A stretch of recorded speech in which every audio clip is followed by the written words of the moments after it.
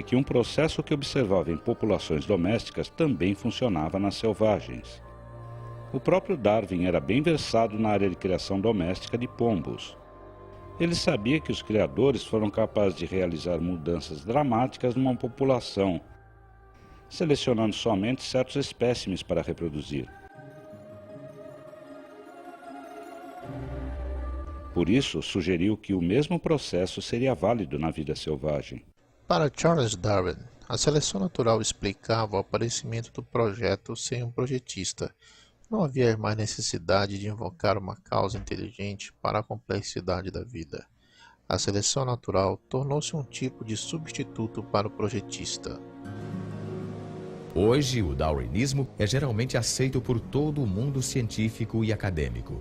Apesar desta aceitação quase universal, um número crescente de cientistas e professores agora questiona vários aspectos principais da teoria de Darwin. Com certeza não concordamos em tudo, mas tínhamos a mesma insatisfação com o mecanismo da seleção natural. A seleção natural é um processo real e explica bem certos tipos limitados de variações, mudanças em pequena escala. De fato, temos inúmeros exemplos para isto. Ela só não se encaixa bem ao tentar explicar o que Darwin achava que poderia, a complexidade real da vida. Tem-se o bico do tentilhão e tem-se o próprio tentilhão. Uma mudança pequenina na forma do bico versus a origem do próprio organismo. O problema principal para a biologia é entender exatamente onde a seleção natural funciona e onde não funciona, e por que existe tal diferença. A evidência é contundente e todos nós concordamos que se deixarmos que a evidência fale por si mesma, ela nos levará numa direção bem diferente, cada vez mais longe da seleção natural e indo em direção de uma conclusão diferente sobre a origem e natureza da vida na Terra.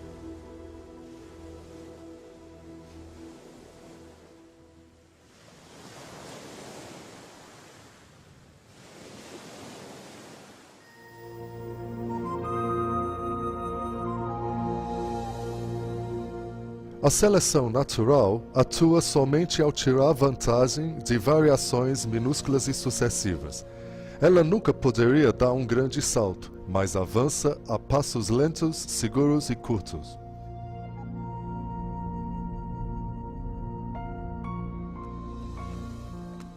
É realmente interessante notar que quanto mais sabemos sobre a vida e quanto mais sabemos sobre biologia, mais problemas surgem com o darwinismo e o projeto inteligente se torna mais aparente.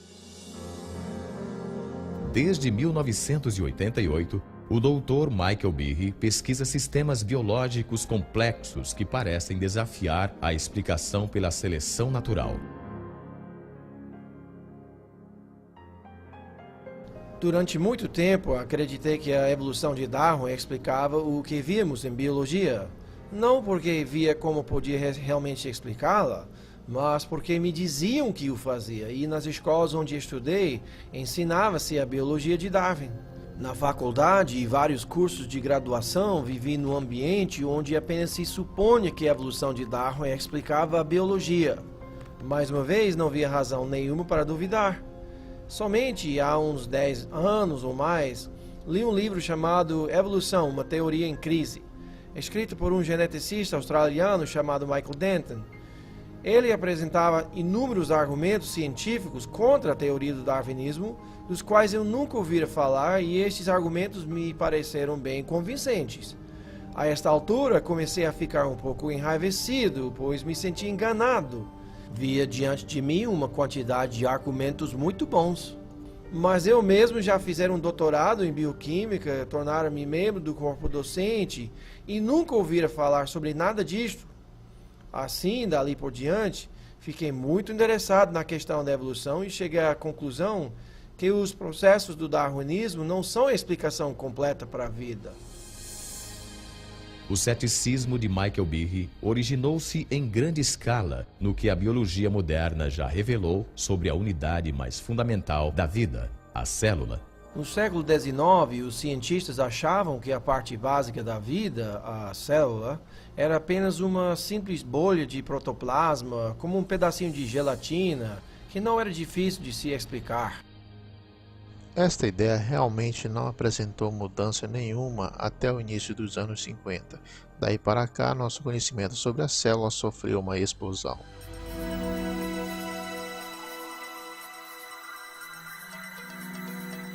Hoje em dia, tecnologias extraordinárias revelam inúmeros mundos microscópicos. Mundos tão pequeninos que um dedal cheio de uma cultura de bactérias contém mais de 4 bilhões delas, todas abarrotadas de circuitos, instruções e máquinas em miniatura de complexidade tal que Charles Darwin jamais poderia ter imaginado.